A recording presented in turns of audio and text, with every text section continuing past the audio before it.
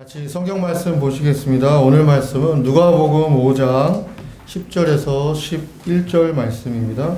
지난주에 5장을 끝내려고 했는데 늘 시간 관계상 아쉬워가지고 완전히 못 끝낸 부분이 있고 또 그 마지막 부분을 좀 더 해야 될 그 내용들이 있어가지고 오늘 1시간 더 5장을 하고 그렇게 마치도록 하겠습니다.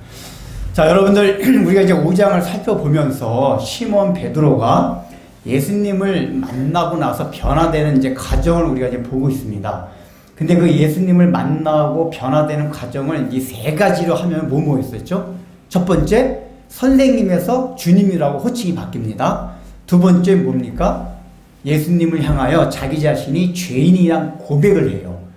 세 번째 변화는 뭐냐면은 이게 이제 우리 지난 시간에 많이 다루지 않은 건데 모든 것을 버려두고 예수님을 따르니라. 이건 이제 시몬 베드로뿐만 아니라 같이 있던 야고보와 또 요한도 함께 일을 했는데 이 시몬 베드로의 변화가 주여 나는 죄인입니다. 마지막 변화가 뭐죠?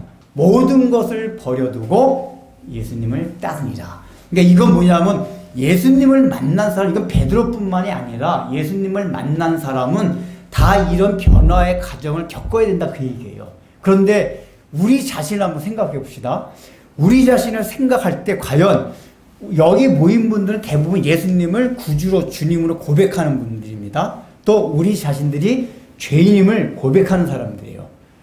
여기까지 다 인정하시죠? 근데 마지막 세 번째 변화, 모든 것을 버려두고 예수님을 따르니라. 여기서 자신 있게 그렇게 손 들어보세요. 저도 내려야지. 여기에 대해서는 우리 교회를 다닌다고 하고 예수님을 주님이라고 호칭하면서도 불구하고 자신 있게 저는 모든 것을 버려두고 예수님을 따릅니다 라고 말하지 못합니다. 그러나 오늘 누가가 이 본문을 통해서 우리에게 보여주시고자 하는 게 뭐냐? 우리에게 알려주고 강조하고자 하는 게 뭐냐? 너희가 예수님을 만났느냐? 그럼 마지막 단계인 모든 것을 버려두고 예수님을 따르는 데까지 가야만 한다. 이것을 알려주는 겁니다. 그렇다면은 왜 우리가 예수님을 주로 고백하면서도 마지막 변화 단계인 그 모든 것을 버리고 예수님을 따르지 못할까요? 그것을 우리가 알기 위해서 우리가 한번 10절 단서가 되는 그걸 한번 읽어보도록 하겠습니다. 10절 보면은 모든 것을 버려두고 예수님을 따르리라 하기 전에 예수님이 베드로한테 뭐라고 말씀하셨죠? 내가 사람을 취하리라 하시니 그 얘기를 듣고 나서 시몬 베드로가 이제 모든 것을 버리고 예수님을 따랐습니다. 이 얘기가 뭐냐면은 죄인이라고 고백을 했어요. 근데 그런 신앙 고백 상태에 예수님 딱 뭐라고 말씀하시냐면은 명령조로 이제 너는 너가 여태까지 물고기를 낚았지? 이제부터 너가 다른 성경에 사람을 낚는 어부가 되리라. 오늘 본문에서는 내가 사람을 취하리라. 사람을 사로잡으리라. 이렇게 말씀을 하셨단 말이에요. 이 말씀을 듣고 나서 하시니 베드로가 예수님을 모든 것을 버리고 따랐다 그 얘기예요. 이 얘기는 뭐냐면은 사람을 취한다는, 사람을 사로잡으라는, 너 사람을 낚는 어부가 되라는 예수님의 명령이 베드로에게 굉장히 인사이트하게 들렸다 그 얘기예요. 그러니까 100% 그것을 이해하지 못했다 할지라도 적어도 내가 지금까지 살아오는 방식, 여기 보면 10절에 보면 이제 후로는 이렇게 나와요. 여기 10절 후반절 보세요. 이제 후로는 내가. 여기 이제 후로는이라는 이 단어가 의미하는 게 뭐냐면은 너가 지금까지 살아왔던 모든 삶의 방식에서 완전히 벗어나서 그 얘기예요. 그러니까 이제 여태까지 살아와던 그 삶의 방향을 완전히 바꾸어서 여기 이제 후로는 그 얘기란 말이에요. 이렇게 하시면서 내가 사람을 취하리라. 이렇게 얘기하니까 베드로는 뭐냐면은 자기의 정체성, 나는 누구인가, 무엇을 하는 존재인가, 여기서 좁은 의미로는 예수님이 사명, 소명 이런 거 주신 거예요. 그러니까 좁은 의미는 사명이나 소명인데 이 사명이나 소명이 궁극적으로 지향하는 게 뭐냐면은 나는 누구인가, 나는 무엇을 하는 존재인가.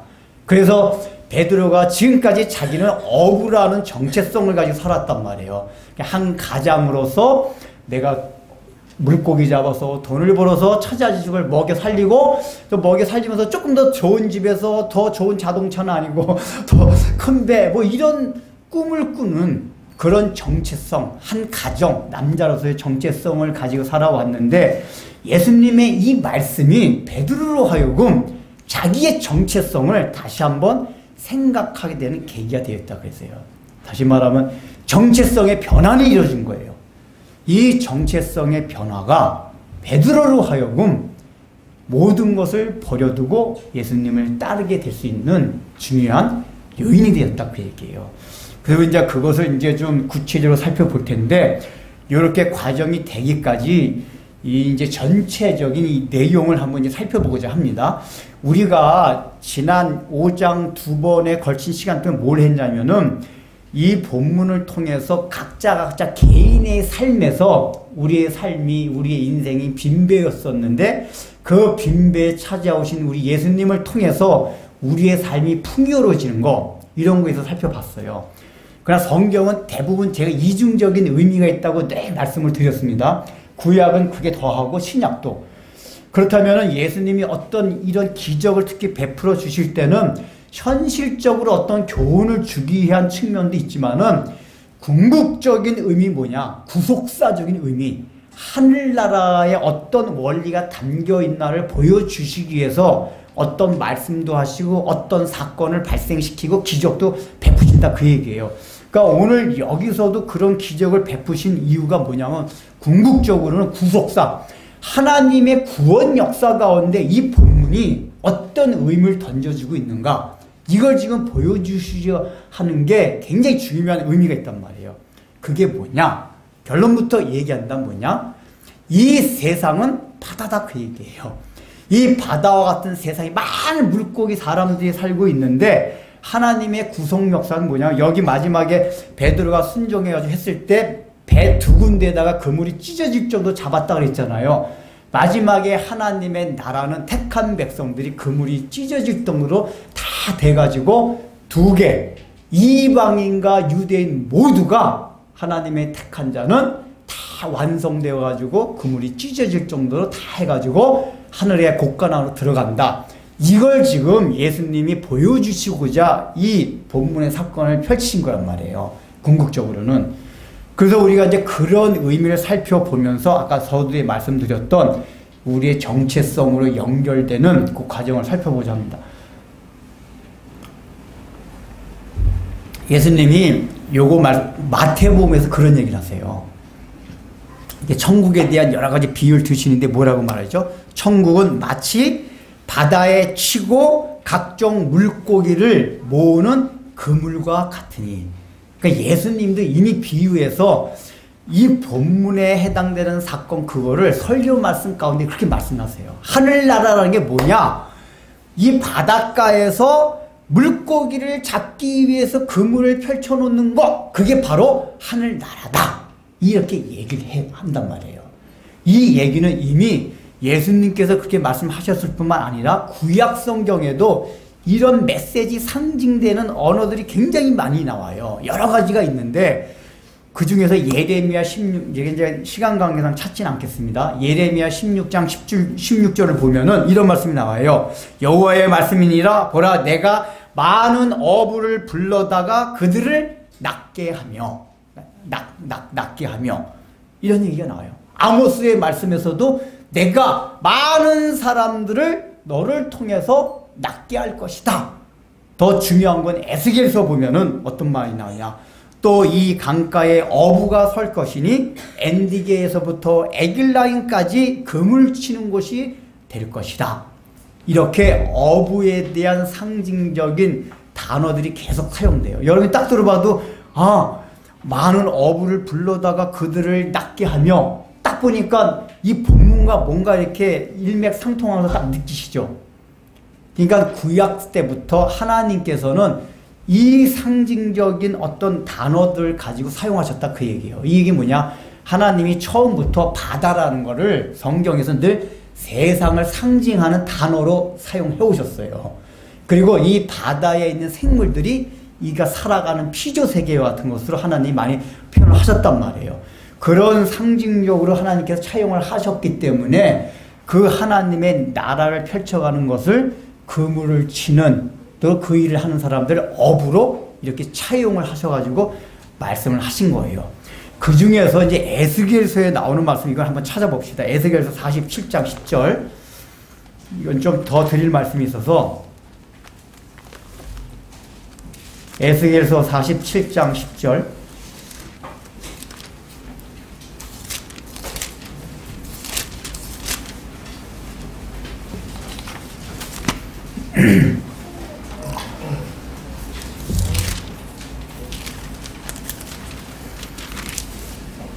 제가 가진 성경은 1226페이지인데 이게 다른 성경은 모르겠네요. 1226쪽이거든요.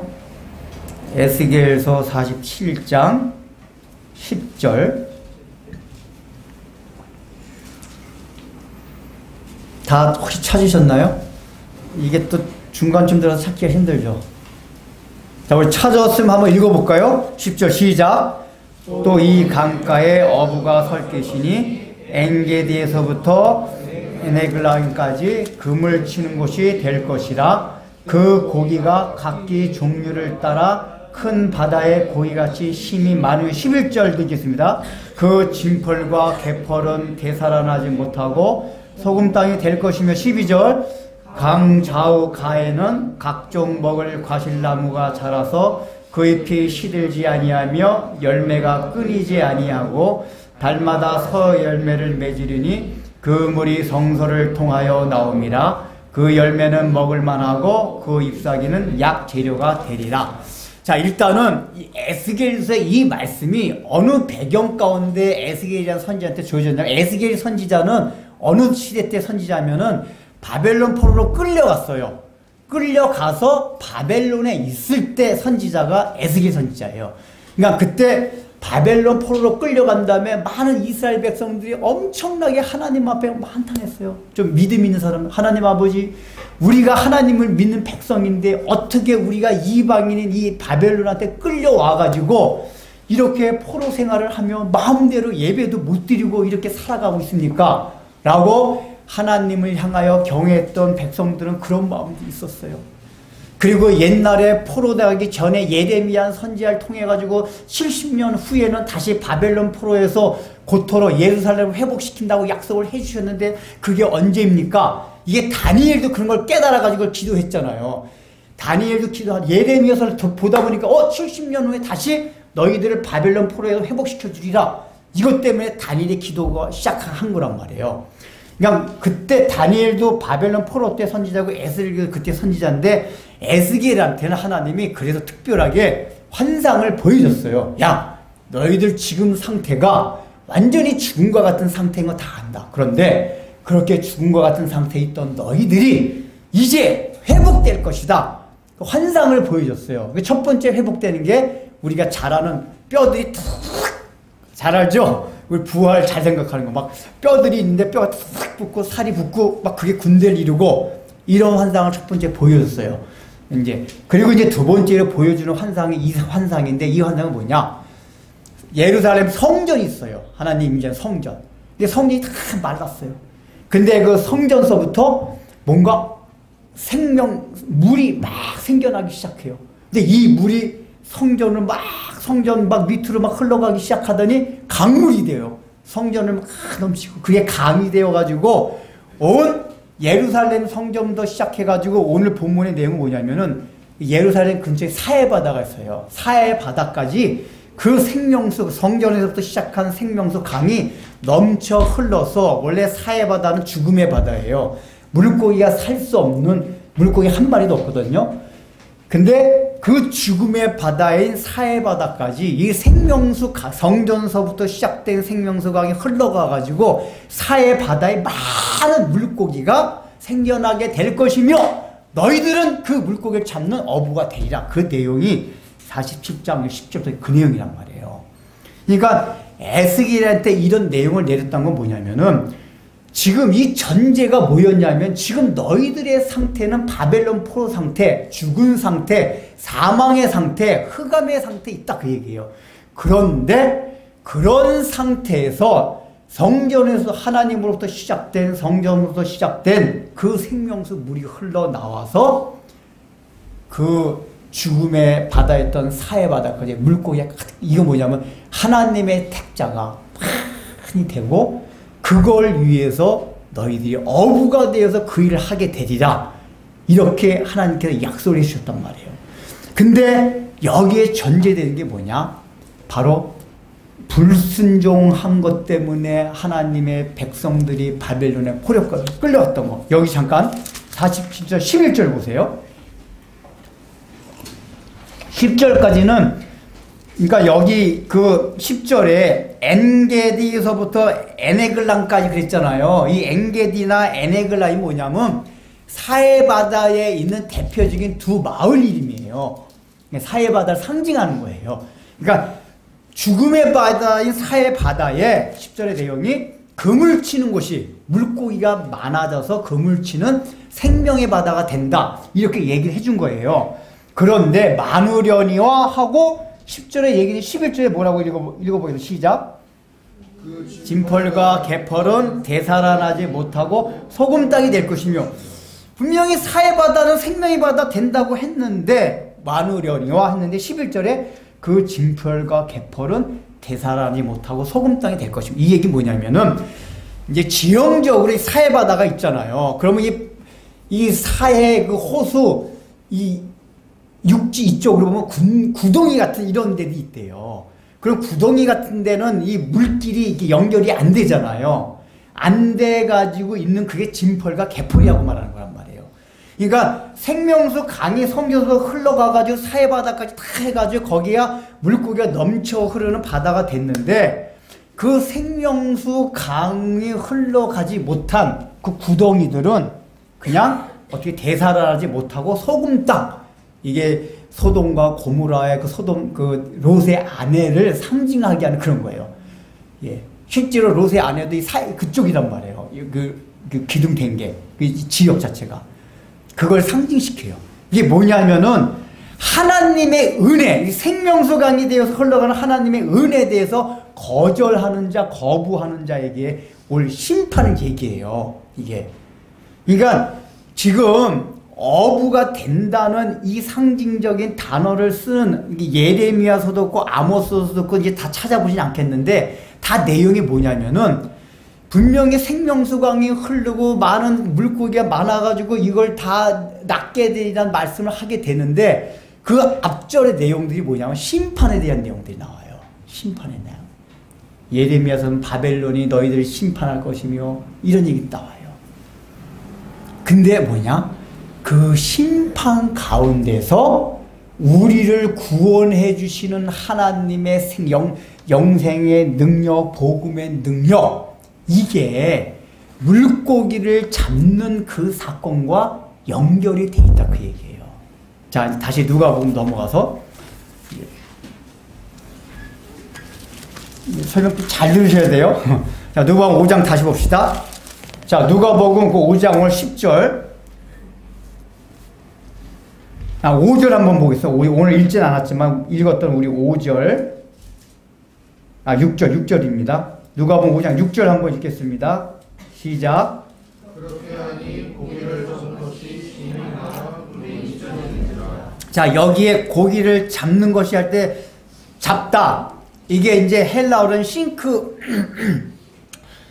싱클레이오라는 단어를 썼는데 정확하게 이게 뜻을 번역하면 뭐냐면은 잡다보다는 가두어 두다. 근데 이제 그물에 가두어 두는 게 우리의 말의 의미는 잡는 거, 어부의 입장에서 잡는 거기 때문에 잡다라고 번역을 했는데 원래 뜻은 가두어 두다예요. 가두어 두다.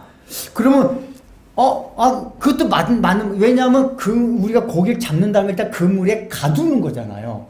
그래서 잡다나 가두어 두다나 물고기를 잡을 때 번역이 다 맞아요. 그런데 이 단어가 이상한 데 쓰인 성경이 있어요. 로마서 11장 찾아봅시다. 로마서 11장 제가 최대한 성경 안 찾으려고 지금 많이 줄였는데 요거까지만 잡고 로마서 11장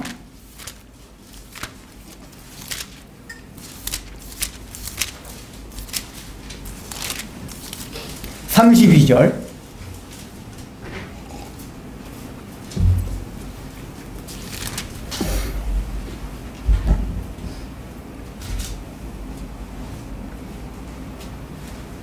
같이 한번 읽어보겠습니다. 로마서 11장 32절 자, 찾으셨죠? 시작. 모든 사람을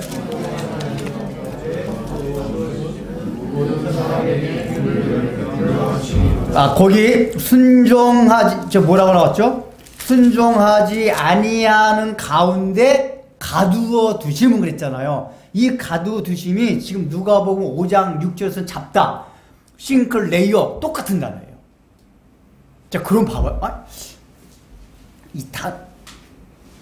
여기서 이 말이 무슨 말이죠? 지금 로마서 2장이 순종, 하나님이 모든 사람을 순종하지 아니하는 가운데 가두어 두심은 이게 무슨 얘기예요? 지금 모든 인류가 로마서가 그 얘기를 하는 거면 유대인이나 이방인이나 하나님 말씀을 순종하지 않아요. 하나님을 거역하고 있어요. 근데 하나님이 그 순종하지 않은 가운데 그냥 가두어 두셨대요. 이게 지금 누가복음에서는 어부들이 물고기를 잡는 것과 똑같아요. 이 얘기 뭐냐면은 우리가 순종하지 아니하는데 하나님이 가두어뒀다는 게 어부들이 물고기를 잡는 것과 똑같다 그 얘기예요. 이제 하나님의 섭리 관점에서는 이해가 안 되죠. 아니 물고기를 잡는다는 얘기 지금 구원받 우리가 막 교회로 와라 예수를 믿어라 막 이런 얘기잖아요. 물고기 잡는다. 근데 지금 로마서 11장에서는 순종하지 모든 사람을 순종하지 아니하는 가운데 가두어 두셨다. 우리가 가두어 뒀다는 얘기 빠져나가지 못하게 하는 거 너 순종하지 않아? 계속 순종하지 마. 이렇게 들리지 않아요? 순종하지 아니하는 가운데 가두어 두셨다 그러니까 너 계속 순종하지 마. 이렇게 들리잖아요. 뜻이. 왜 이렇게, 그러니까 바울이 왜 이 단어를 썼나 그 얘기예요. 예를 들면 그냥 순종하지 않은 가운데 내버려 두심은 이렇게 이 단어를 쓰면 너무 좋잖아요. 왜? 가두어 두심은 이 단어를 썼냐 그 얘기예요. 이게 바울이 하나님이 어부라는 사실을 아셨기 때문인 거예요. 이게 구약 성경에서도 계속 지금까지 잠깐 설명해온 하나님이 지금 하나님의 역사를 펼쳐가는 데 있어서 이 세상은 바다고 이 물고기를 잡는 이 일들이 하나님의 나라 역사고 하나님은 어부의 대장이시오. 우린 다 어부다. 이걸 바울이 알고 있어서 이걸 한 거예요. 그 무슨 내용이냐? 이 로마서 11장의 내용은 뭐냐면은 하나님의 깊은 섭리를 이제 설명하는데 뭐냐면 원래 유대인들이 택자였었어요. 하나님의 백성이었어요. 그런데 바울의 11장에 뭐라고 설명하냐면 유대인이 믿지 않은 거로 인하여 이 구원이 이방인에게 넘어간다는 걸 설명을 해요. 원래 이방인들은 지옥 갈 백성이었는데 하나님의 섭리 가운데 어떤 섭리가 있었냐? 너희들 이제 바울은 유대인들이란 말이에요. 유대인이 믿지 않은 그거로 인해서 이방인들에게 구원이 넘어간다. 그런데 또 이 나중에 보면 뭐라고 나 이방인들이 불순종하는 그거로 인해서 다시 유대인 너희들한테도 구원의 기회가 온다. 이걸 얘기하면서 그걸 한마디로 뭐라고 말하냐? 모든 사람에게 긍휼을 베풀려 하시미로다. 그 얘기예요. 그러니까 바울이 로마서 이게 1장서부터 쭉 얘기하다가 11장에서 이스라엘의 구원을 이스라엘이 이제 구원에서 잠깐 떨어졌다가 나중에 다시 혈통적인 이스라엘도 구원받는다는 얘기를 하면서 뭐냐면은 하나님의 긍휼하심에 대한 섭리와 경륜을 얘기해요. 이게 뭐냐? 원래 너희들 유대인이나 믿지 않은 이방인이나 다 하나님을 순종하지 아니하려고 있는 다 악한 사람들이었다. 그게 거기에 갇혀 있었던 사람이다 그 얘기예요. 그래서 하나님이 가두어 두셨다 그 얘기예요. 그런데 그 순종하지 않는 것조차도 하나님의 긍휼을 베푸기 위한 과정으로 하나님께서 사용하신다. 그러니까 바울이 로마서 그 논줄 계속 얘기를 해요. 인류가 타락하고 죄를 짓고 죄가 많은 곳에 은혜가 넘치느니라 이런 얘기 계속 하잖아요. 그러니까 순종하지 아니한 그것 자체 그 과정도 가두어 두셔가지고 순종하지 아니하냐? 알았다. 순종하지 마라. 근데 이게 하나님의 긍휼, 하나님의 아가페적인 사랑, 이걸 우리들에게 베풀기 위한 가정으로 사용하신다. 그게 뭐예요? 바로 어부들이 그물을 잡는 그 일이다 그 얘기예요. 다시 말하면 어부들이 그물로 물고기를 잡는 건 다른 말로 말하면 뭐냐? 하나님의 긍휼하심을 모든 사람들에게 전하는 거다 그 얘기예요. 다른 거 전하는 게 아니에요. 우리는 불순종하는 가운데 있었어요. 악하게 살아왔어요. 모두가 다 하나님을 벗어나서 옆길로 갔는데 그럼에도 불구하고 그 자체를 사랑하시고 그 자체를 그대로 받아주사 하나님의 자녀로 삼아주신 우리 하나님의 긍휼하신 사랑, 이게 복음의 핵심이요. 그물을 내던지는 행위 안에 내재된 콘텐츠란 말이에요. 그물을 던진다는 얘기가, 그물을 던진다는 얘기 다시 말하면 복음의 하나님의 복음을 던지는 거예요. 복음의 말씀을 전하는 건데 그 말씀의 내용의 핵심이 뭐냐? 하나님의 긍휼하십니다. 순종하지 아니하는 가운데도 가두어 두시고 내버려 두시고 그걸 통해서 하나님의 긍휼을 베푸는, 이게 바로 천국 복음의 그물을 던지는 그 내용이다 그 얘기예요. 그래서 33절 읽어봅시다. 로마서 다시 11장 33절. 바울이 그렇게 딱 말을 하고서 결론을 뭐라고 말합니까? 33절 시작. 하나님의 지혜와 지식의 풍성함이요 그의 판단은 헤아리지 못할 것이며 그의 길은 찾지 못할 것이다. 야, 이게 다 얘기하고, 이게 사실은 11장의 내용이기도 하지만 1장서부터 로마서에서 쭉 얘기를 했어요. 그러면서 깊도다 하나님의 지혜와 지식의 풍요함이요 그의 판단은 우리가 인간이 헤아리지 못해요. 또 그의 길은 우리 인간이 찾지 못해요. 하나님의 경륜과 섭리를 알 수가 없다 그예요. 그게 하나님의 깊으심이에요. 그렇다면은 이렇게 내린데 다시 누가복음 본문에 오면은 예수님 뭐라고 말씀하셨죠? 깊은 곳에 가서 그물을 던지라 그래요. 제가 이제 그걸 현실적인 상황 속에서 기쁨이라는 건 우리가 알 수 없는 미래, 불안한 거 이런 식으로 적용을 했잖아요. 아까 말했듯이 현실적인 적용, 필요한 교훈들은 그건데 이게 구속사적인 의미 뭐냐? 우리가 하나님의 은혜, 예수님을 만나기 위해서 필요한 데가 뭐냐면 예수님을 깊이 만나기 위해 예수님의 만남에 대한 그것이 더 강렬하기 위해서 뭐냐? 하나님의 깊으심에 대한 경험들이 있어야 돼요. 근데 우리는 내 얕은 물과 얄팍한, 여러분 하나님의 경륜과 섭리에서 얄팍한 생각들이 다 뭔지 아세요? 예수 믿으면 복 받습니다. 예수 믿으면 사업 잘 됩니다. 이게 하나님이 이런 약속도 없는 건 아니에요. 하나님이 때로는 우리로 하여금 예수 잘 믿으면은 그런 복도 주실 때가 있어요. 공부도 잘하게 하고 사업도 잘 되고 잃었던 건강을 회복시키기도 하고, 없는 게 아니에요.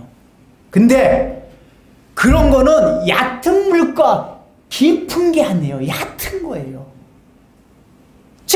인간도 측정이 가능한 거예요. 헤아림이 가능한 거예요.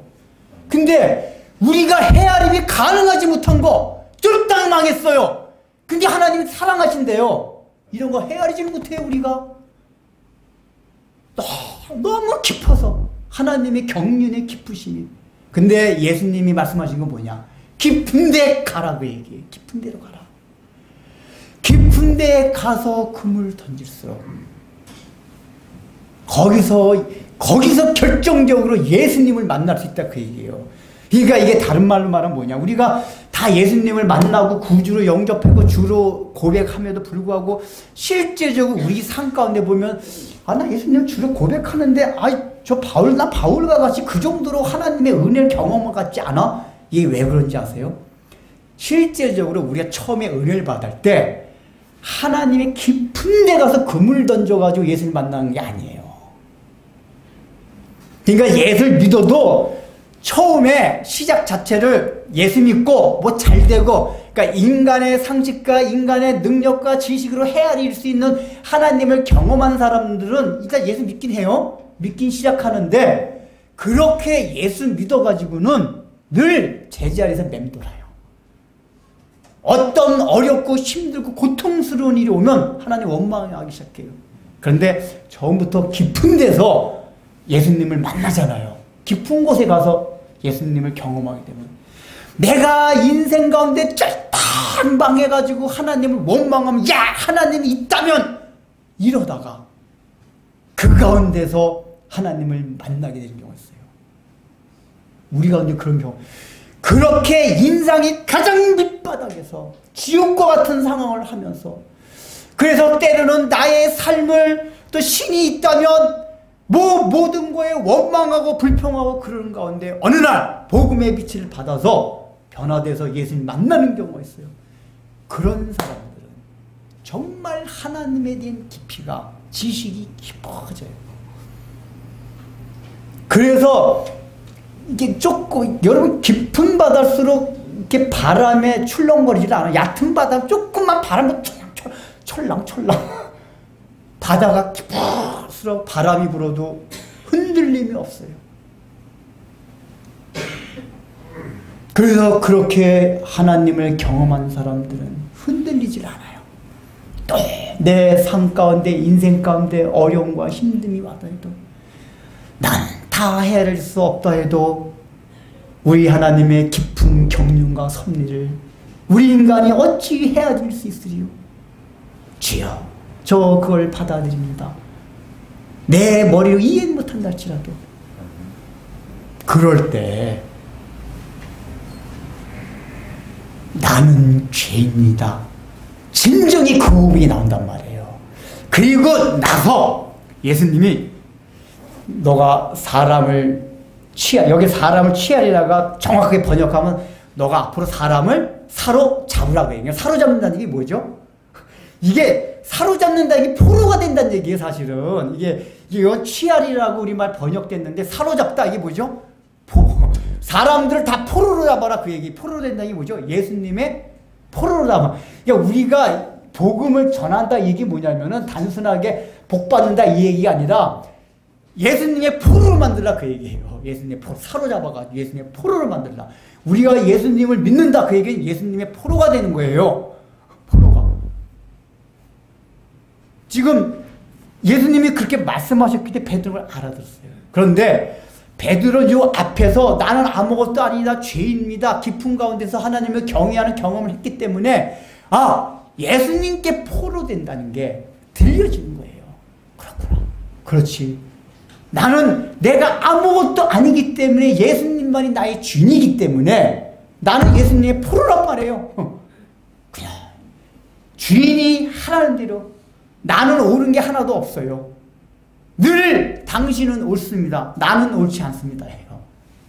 포로된 자는 당신만이 옳습니다.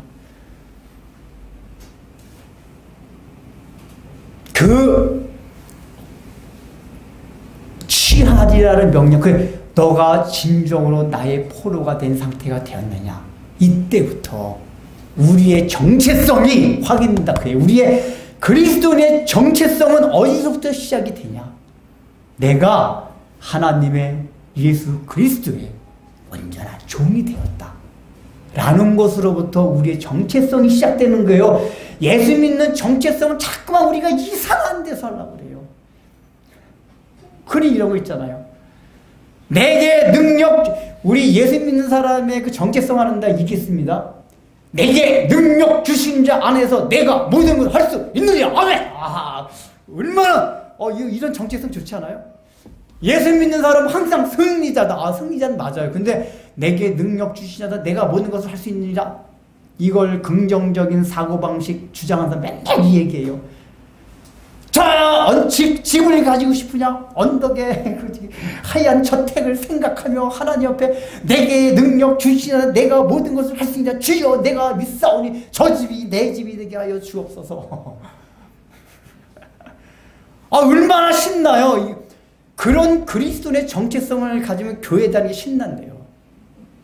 미국의 그 레이 갑자기 말이 생각이 안 나요. 긍정의 힘 쓴 사람이 누구지? 조엘 오스틴.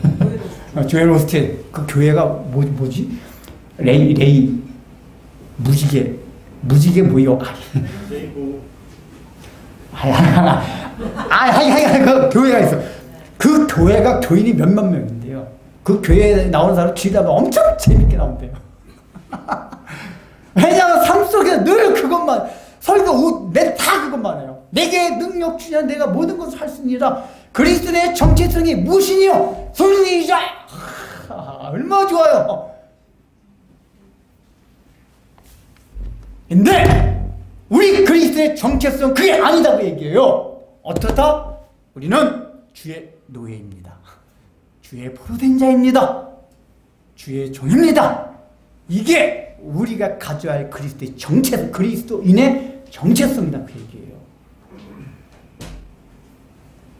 이 정체성이 변화가 되면은 그때부터 우리에게 새로운 사명, 새로운 소명이 시작이 되는 거예요. 우리가 보통 이런 본문을 보면은 이런 본문은 저런 거 뭐 목사님들 선교사 사람을 낚는 어부가 되리라 고 이런 거 보면 목사 선교사들한테만 적용되는 것 같단 말이에요. 왜냐면 사람을 낚는다는 게 우리 딱 흔히 생각하면 전도라고 생각하기 때문에 그런 관점에서 보면 목사 선교사만 하고 우리 평신도는 그냥 넘어갑시다 이 본문 이렇게 될 수가 있어요. 아니에요. 모든 성경은 목사 선교사한테만 해당되는 게 아니라 모든 그리스도인데 다 해당이 되는 거예요.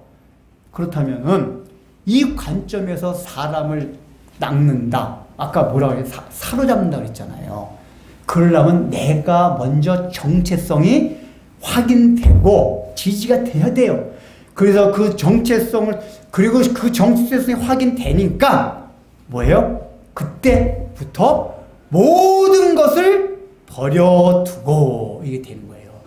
그러니까 이 본문 가운데 현실적인 상황 속에서는 베드로와 야고보, 요한이 모든 것이라는 것은 실제로 물고기를 잡는 도구들, 배, 그물, 거기에 플러스 하면 가족들이에요.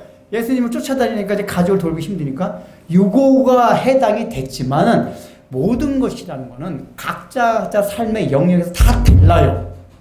근데 여러분들 모든 것에 해당될 때 가장 핵심적인 게 뭐예요? 뭔지 아세요?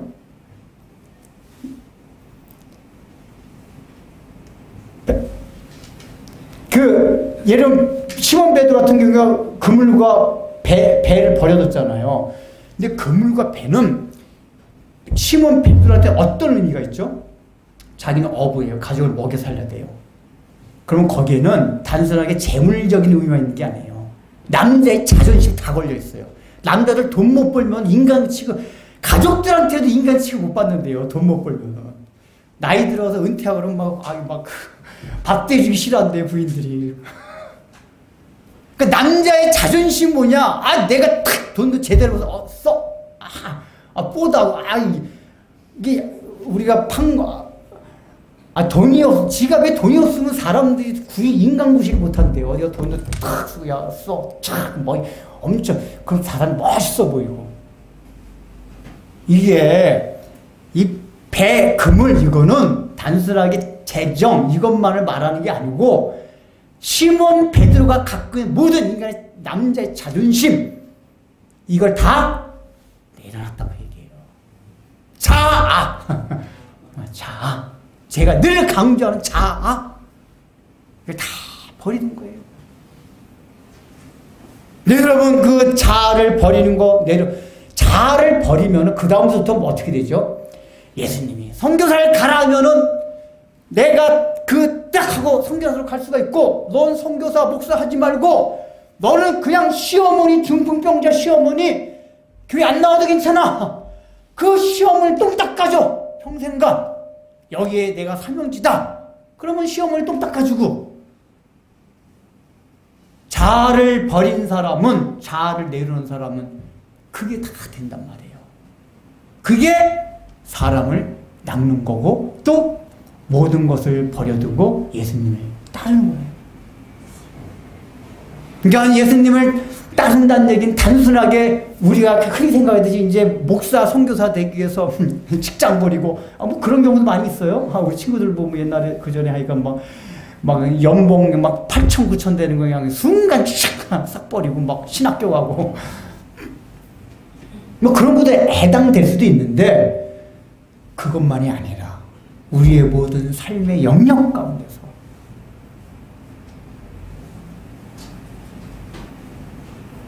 내가 그리스도의 정체성이 확인됐기 때문에 내가 주님의 종으로서 주님의 노예로서 주님에게 사로잡힌 따라서 어떤 걸 해야 될 것인가? 그럼 다 보여요. 그게 뭐죠? 십자가를 지는 거.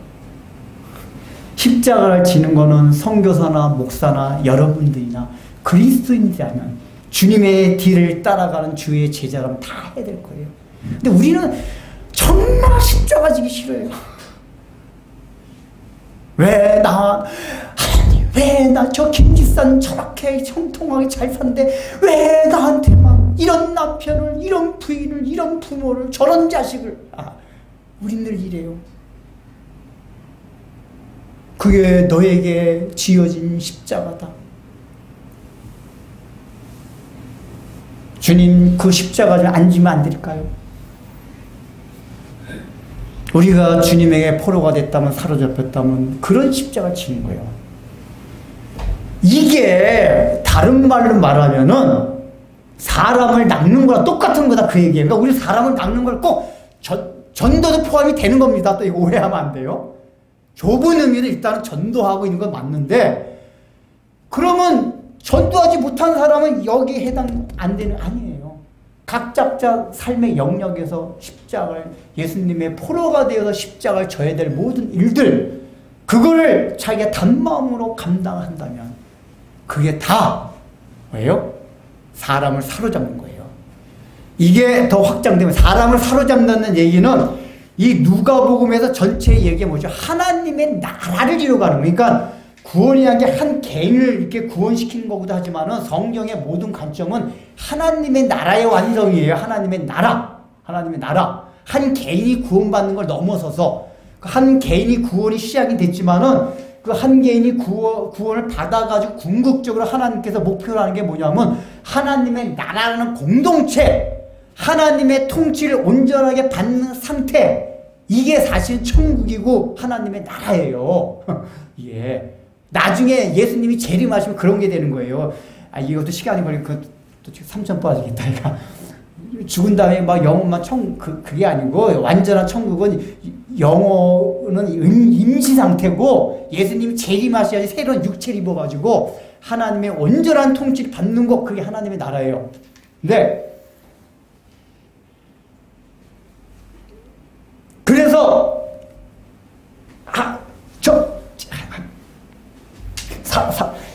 사람을 사로잡으라.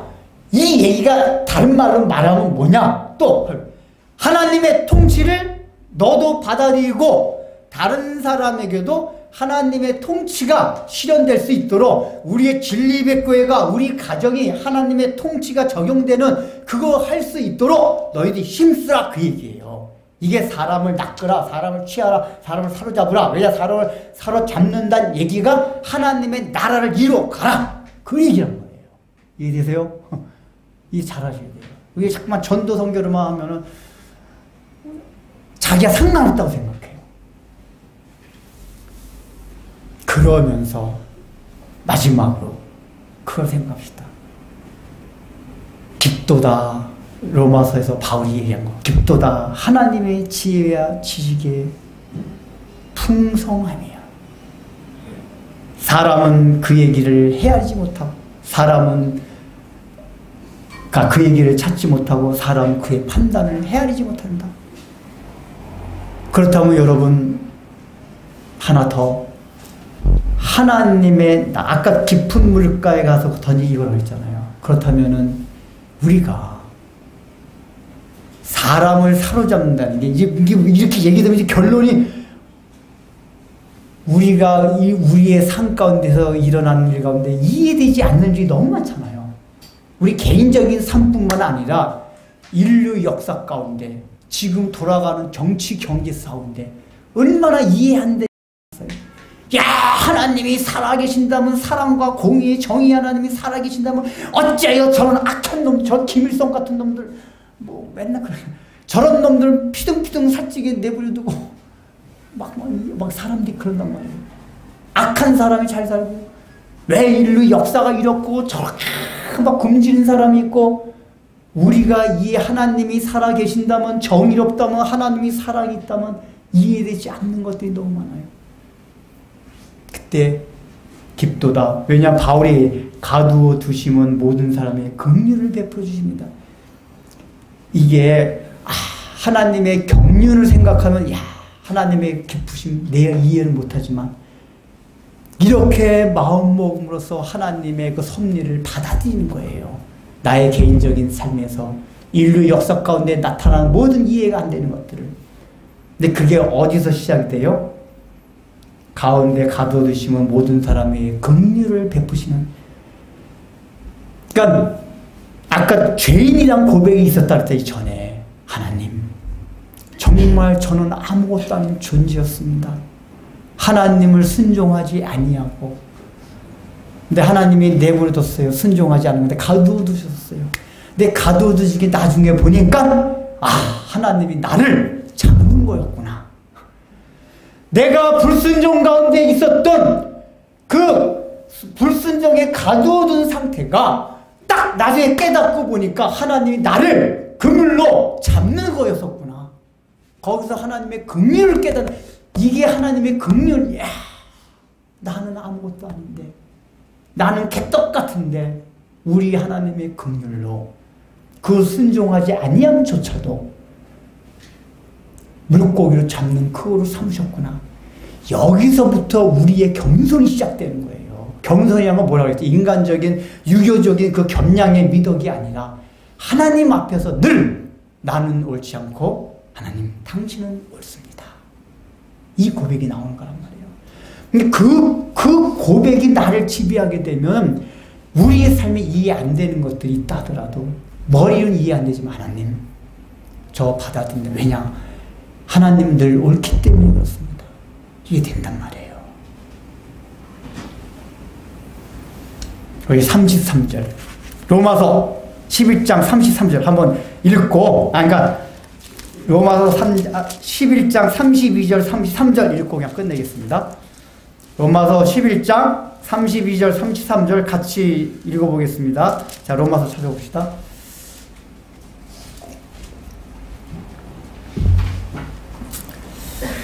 시작! 하나님이 모든 사람을 순종하지 아니하는 가운데 가두어 두심은 모든 사람에게 긍휼을 베풀려 하심이로다. 깊도다 하나님의 지혜와 지식의 풍성함이요 그의 판단은 헤아리지 못할 것이며 그의 길은 찾지 못할 것이로다. 아멘. 잠깐 기도하겠습니다.